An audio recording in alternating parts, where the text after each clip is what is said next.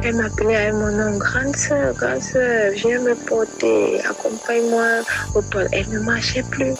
Ce n'est que la mort qui les attend. Quand tu caches la maladie, ce n'est que la mort qui t'attend.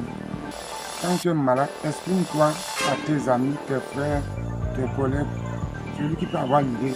Quand quelqu'un souffre de la tuberculose, il a besoin des gens autour de lui. L'éducation sur la maladie, la lutte contre la stigmatisation et la sensibilisation pour réduire la transmission. Tout ceci se fait par un concept appelé information, éducation, communication, en abrégé IEC.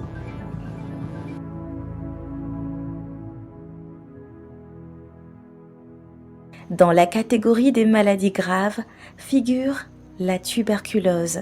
Et dans cette shortlist de serial killers se dresse telle une muraille, la tuberculose multirésistante, celle qui fait un sérieux bras de fer avec au moins 2 principaux antibiotiques de première intention. Quand le médecin annonça à Oumarou qu'il était atteint de tuberculose multirésistante, il ne fut pas très surpris. Cela faisait plus de 2 semaines qu'une toux sèche et une fièvre accablaient le jeune tailleur de 26 ans. Soupçonnant ce diagnostic, il prendra dans un premier temps l'une des pires décisions face à cette maladie, l'automédication, l'exposant ainsi à un traitement antituberculeux hasardeux et inadapté. Et quand son état l'obligea enfin à se rendre à l'hôpital, il apprendra alors qu'il devra mener une lutte sans merci contre cette forme de tuberculose plus agressive. Je prenais les médicaments de la rue. Alors quand je vois que ça n'allait pas, alors je me suis rendu à l'hôpital. On m'a fait l'examen. Le typhoïde est sorti négatif. Aller dans le sang, c'est sorti positif. Après, moi-même, j'ai dit au médecin que je tousse la nuit. Je ne sais pas pourquoi. J'étais dépassé. Et j'habitais avec un frère dans la même maison. Et je lui ai dit, j'ai tout séparé. Même quand on s'assoit quelque part, s'il y a le ventilateur, je ne m'assois pas avec les gens parce que la manière que je respire, le ventilateur va prendre, ça va contaminer les autres. Et tout cela, j'ai respecté. Même la nourriture, je ne mange pas avec les gens dans le même plat. J'ai fait 1 an, je ne mangeais pas avec quelqu'un. Même l'eau, je ne bois pas l'eau avec quelqu'un. Je fais 1 an minimum. Parce que cette maladie, je vais encore aller plus loin. Quand tu as déjà ça, on peut te coller plusieurs maladies sur le dos. On peut te dire que tu as le sida. Si tu as peur, c'est déjà fini pour toi. Il faut avoir la foi pour faire le test de sida pour voir si tu es vraiment atteint de sida ou pas. Je le fais. Mais voici aujourd'hui, je marche sur mes 2 pieds, je cours. Sur la liste des facteurs de risque de tuberculose multirésistante figure le non-respect scrupuleux du traitement. Très souvent, le patient est négligent et face à une rémission de façade, ce dernier peut décider à tort de sauter les jours de prise de médicaments, donnant ainsi l'occasion à la bactérie de se refaire une santé. C'était le cas pour Evelyne, la sœur cadette de Rolande. Il y a 2 ans, alors âgée de seulement 14 ans, elle contracta 2 fois la tuberculose, dont la tuberculose multirésistante, résultat d'une négligence volontaire. Rolande se souvient de 11 mois très difficiles. Car oui, si la maladie est une épreuve pour le patient, elle l'est tout autant pour son entourage qui devra désormais composer avec des restrictions et des stigmatisations. On est donc retourné avec elle à l'hôpital. Et cette fois-ci, les médecins ont décidé de changer les médicaments qu'elle prenait avant. Ils ont dit que son corps résistait déjà aux antibiotiques qu'elle prenait avant et qu'elle devait faire 1 an de traitement.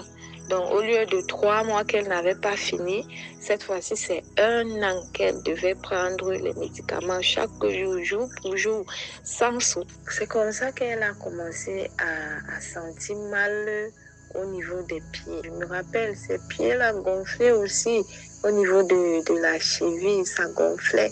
Elle disait qu'elle avait mal aux pieds, les os du pied lui faisaient mal, les articulations. Elle ne parvenait plus à marcher. Et c'est comme ça qu'elle a rechuté, elle s'est recouchée. Mais là, elle ne toussait plus.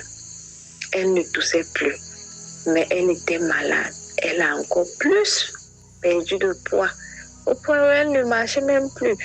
Elle était Si je me rappelle bien, elle avait bien le corps, elle était dans les 45 à 50 kilos, mais avec la maladie, elle a plus fondu, elle était à 25. Elle était à 25 kilos, elle avait plus fondu au point où même pour aller aux toilettes, elle me suppliait, elle m'appelait à mon nom, grande soeur, viens me porter, accompagne-moi aux toilettes. Elle ne marchait plus, elle était plus maigre. Tout le monde l'avait abandonnée. Le papa l'avait abandonnée. Que n'est-ce pas qu'on t'a demandé de prendre le traitement de 3 mois. Tu n'as pas respecté. Et en plus de ça, tu as recommencé tes marches. Donc, ils étaient plus énervés contre elle. On l'avait délaissée, on l'avait abandonnée. La maman, même chose, elle était fâchée parce que son marché ne donnait plus. Les gens la fuyaient. Qu'elle a quelqu'un qui a le sida chez elle, dans les rumeurs du quartier. Ils ont même laissé le côté tuberculose. On disait souvent qu'elle avait le sida. Elle avait le sida. Qu'elle a une fille qui a le sida à la maison. On la fuyait avec sa nourriture, sa marchandise. Les voisins publiaient les rumeurs. Les voisins parlaient de ça partout. Ils ne venaient plus à la maison. Même les enfants, on interdisait les enfants de venir jouer autour de notre concession à la maison. On interdisait les enfants. Et la seule personne qui lui venait en aide, c'était moi. Donc, on ne dépensait même pas 5 francs. Tout ce qu'on pouvait faire, c'est que quand ça finissait, on payait le transport, on partait récupérer les médicaments gratuitement. Et à un moment donné, c'était les infirmiers de l'hôpital qui nous rappelaient, puisqu'on avait laissé les numéros. Donc les infirmiers faisaient l'effort, parce que comme ils savent qu'ils donnaient à chaque fois pour 1 mois, dès que le moment était arrivé de prendre les médicaments, les infirmiers nous rappelaient que venez, ou bien elle est là, elle-même, elle vient chercher. Et c'était comme ça qu'on l'accompagnait dans sa guérison. La peur, le doute, l'isolement et le regard des autres qui changent à mesure que le corps flétrit, Nadège l'a connue au plus fort de la maladie. Heureusement pour elle, l'accompagnement psychosocial avait tenu toutes ses promesses. Je voudrais clarifier quelque chose ici, c'est que quand quelqu'un souffre de la tuberculose, il a besoin des gens autour de lui. La vérité, c'est que vers 4 mois et demi, j'ai commencé à pleurer. Je ne pouvais plus supporter. De nature, je n'aime pas trop les médicaments. Nous ne pouvons pas comprendre quand quelqu'un vit cette situation. On peut dire que mais le traitement est gratuit et pourquoi les gens ne sont pas guéris. À un moment donné, il y en a qui peuvent désister, qui peuvent se fatiguer. Et je remercie le Seigneur et je dis merci à mon compagnon qui était là à mes côtés. Il m'a fortifié, il m'a encouragé. J'avais sauté 2 jours parce que je me rébellais déjà. J'ai dit je ne prends plus. Et il m'a remonté le moral. Je m'étais relancée et j'ai recontinué le traitement jusqu'à la fin. Aujourd'hui, en plus de la gratuité du traitement instauré par le gouvernement camerounais et un schéma thérapeutique efficace, des groupes de soutien et de sensibilisation de proximité constitués de survivants de la tuberculose aident à démystifier la maladie.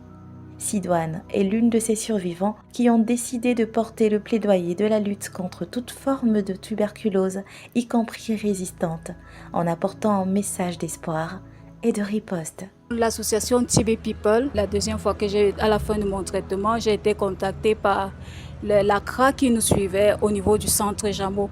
Elle me dit il y a une organisation qui fait un regroupement de malades qui a besoin d'entendre les témoignages des patients. Et j'y suis allée.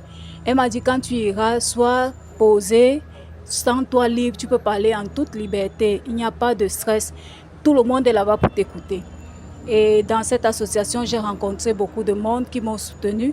Au sein de cet organisme TB People Cameroun, je suis chargée de plaidoyer.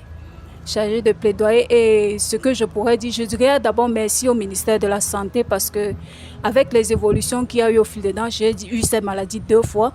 La première fois, le suivi que j'ai eu est différent du suivi de la deuxième fois. Donc je peux dire qu'il y a beaucoup d'améliorations. Et pour ça, nous remercions le ministère de la Santé qui veille au grain parce que le médicament est gratuit et pour nous prouver que la maladie est curable. Bon, quelqu'un qui est en train de m'écouter, qui a la maladie, je souhaiterais beaucoup de courage et je dirais que la maladie ne pourra pas l'emporter parce qu'il est plus fort que la maladie. Et qu'il suive exactement son traitement, qu'il observe les mesures d'hygiène qui ont été recommandées par le personnel de santé et aussi qu'il s'arme de force et de courage. Ne pas écouter tout ce qui se dit autour, mais se focaliser sur son traitement et poursuivre son traitement à la guérison. Au Cameroun, la tuberculose multirésistante est une urgence de santé publique. Le gouvernement, à travers le programme de lutte contre la tuberculose, ainsi que ses partenaires tels que l'ONG for Impact in Social Health, en abrégé FIS, a placé la lutte contre la tuberculose multirésistante au centre de ses préoccupations en multipliant les actions concrètes. Dr Régie, médecin généraliste, engagé depuis 5 ans dans la lutte contre toute forme de tuberculose au Cameroun, précise. La prévention se fait par un suivi scrupuleux du traitement en utilisant la thérapeutique sous observance directe en abrégé DOTS et assure un bon contrôle de l'infection. En ce qui concerne la prise en charge de la tuberculose multirésistante dans la communauté, elle repose sur une approche décentralisée, associant des traitements à un suivi de proximité par des agents communautaires ou des relais communautaires. Elle vise l'observance thérapeutique, la réduction de la stigmatisation et le soutien psychosocial. Nous avons entre autres la décentralisation du suivi. Initialement hospitalier, les patients sont suivis à domicile et dans les centres de santé pour faciliter l'accès aux soins. Ensuite, le soutien à l'observance, c'est-à-dire l'utilisation du traitement directement observé en abrégé DOTS, par des bénévoles ou des infirmiers pour garantir la prise régulière des médicaments et éviter la résistance accrue. Le rôle communautaire ensuite, l'éducation sur la maladie, la lutte contre la stigmatisation et la sensibilisation pour réduire la transmission. Tout ceci se fait par un concept appelé en abrégé IEC, information, éducation, communication. Le diagnostic et suivi rapproché. Il se fait par l'utilisation rapide de tests moléculaires et gestion des effets secondaires par des équipes formées, dans une collaboration étroite entre les programmes nationaux et les ONG. L'État camerounais, via le programme national de lutte contre la tuberculose, assure la gratuité du diagnostic et du traitement. De cet engagement inclut la subvention des bilans biologiques communément appelés examens biologiques de laboratoire, la disponibilité des médicaments et un taux de succès thérapeutique atteignant 83%. Soutenu par des partenaires financiers comme le Fonds mondial. L'État investit chaque année entre 1 à 2 milliards de francs avec une contribution moyenne de 22% au plan stratégique national. Le Cameroun fait partie des 30 pays à forte charge de morbidité liée à la tuberculose dans le monde, selon l'Organisation mondiale de la santé. Le rapport de l'année 2024 du Programme national de lutte contre la tuberculose fait état de 71% de personnes non diagnostiquées de la tuberculose multirésistante, d'où l'urgence d'une sensibilisation accrue et d'une prise en charge adaptée pour que le malade ne soit plus jamais seul.